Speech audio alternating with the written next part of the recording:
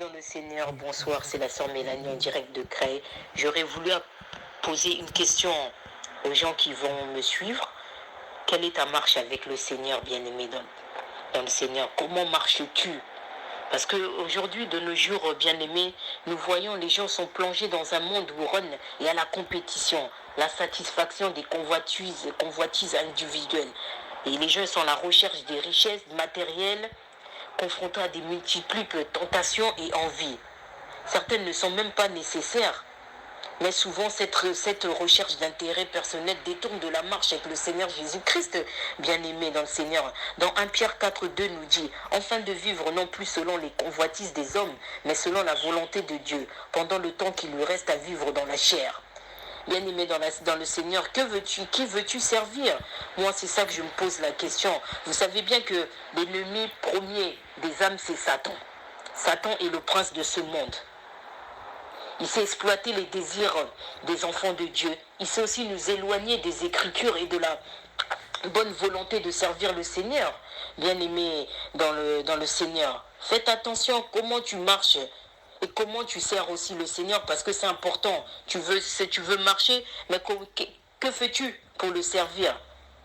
Pour moi, je vous donne un conseil, tu dois entretenir ta relation avec Dieu, parce que Dieu t'aime. Dieu s'intéresse à toi, bien-aimé. Tu as un prix à ses yeux. Dieu est l'essence de ta vie. Dieu est la source de ton bonheur et de ta joie et ta force et de tes bénédictions. Tu ne peux pas vivre épanoui et heureux loin de Dieu. C'est la vérité, bien-aimée. Si tu as envie de faire ta marche toi seul, tu n'auras que des problèmes. Si tu veux suivre le Seigneur, tu n'auras que des réussites. Mais c'est vrai, c'est pas facile. Mais moi, j'encourage toujours de persévérer. Si tu persévères, bien-aimé, tu verras. Il y aura des choses que tu croyais que c'était difficile, mais ça peut te sembler être très facile avec le Seigneur. Mais bien aimé, si déjà, comme je le disais dans l'autre thème, tu es ingrat, tu ne reconnais même pas les bienfaits que le Seigneur t'a fait. Parfois, tu étais dans une situation qui n'était pas bien, mais le Seigneur te délivre, mais tu trouves toujours le moyen de l'en vouloir ou de te poser des questions. Pourquoi ceci, pourquoi cela? Bien aimé, l'ingratitude, c'est pas bon. C'est pas bon du tout, je le répète encore dans ce thème-là. Il faut savoir ce qu'on veut, c'est important. Quand on suit le Seigneur, il y a des sacrifices à faire.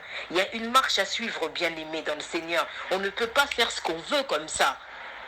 Après, quand ça ne va pas, on a tout raté, c'est à faute d'un tel. Non. Ce qui nous arrive parfois dans la vie, arrêtons de chercher tout le temps les coupables. Parfois, il faut faire l'examen de conscience de sa propre vie, bien-aimé. Fais l'examen de conscience de ta propre vie. Comment as-tu marché pour en arriver là?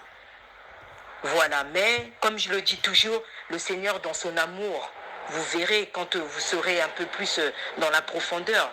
Parfois il parle, t'entend d'une manière ou d'une autre. Il te montre des choses. Il te parle parfois en rêve ou bien à travers les hommes de Dieu, mais tu trouves toujours le moyen d'être ingrat. De te dire, ah oui, mais tu oublies, le Seigneur, il n'était pas obligé aussi de parler. Mais dans son amour, il parle.